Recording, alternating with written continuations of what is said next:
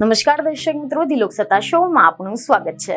છેલ્લા કેટલાય દિવસોથી વડાપ્રધાન નરેન્દ્ર મોદી નિવૃત્તિ લેશે તેને લઈને ભારે ચર્ચાઓ જામી છે અને આ ચર્ચાઓ ત્યારે જાગી જ્યારે શિવસેના યુબીટીના નેતા સંજય રાઉતે એવો દાવો કર્યો કે વડાપ્રધાન મોદી સપ્ટેમ્બરમાં રિટાયરમેન્ટ લેવાના છે।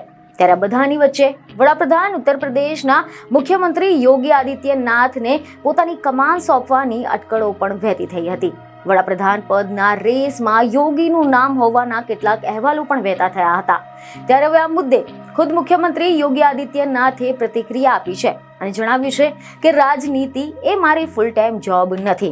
હવે આપણે આના વિશે જો ડિટેલમાં વાત કરીએ તો એક મીડિયા સાથેની વાતચીતમાં યોગી આદિત્યનાથે જણાવ્યું કે રાજનીતિ એ મારી ફૂલ ટાઈમ જોબ નથી। હાલ ઉત્તર પ્રદેશના મુખ્યમંત્રી છું।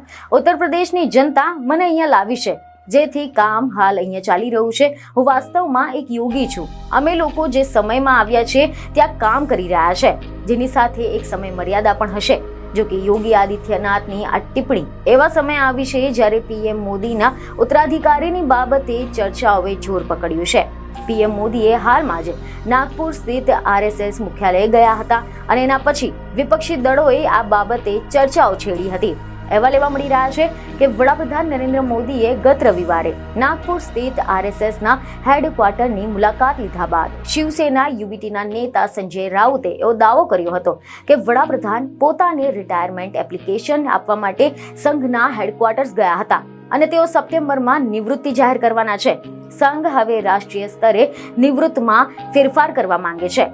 આગામી વડાપ્રધાન મહારાષ્ટ્રમાંથી હશે અને રાઉતના આ નિવેદન બાદથી જ પીએમના સ્થાને કોણ આવી શકે છે તેને લઈને અલગ અલગ નામોની ચર્ચાઓ થઈ રહી છે।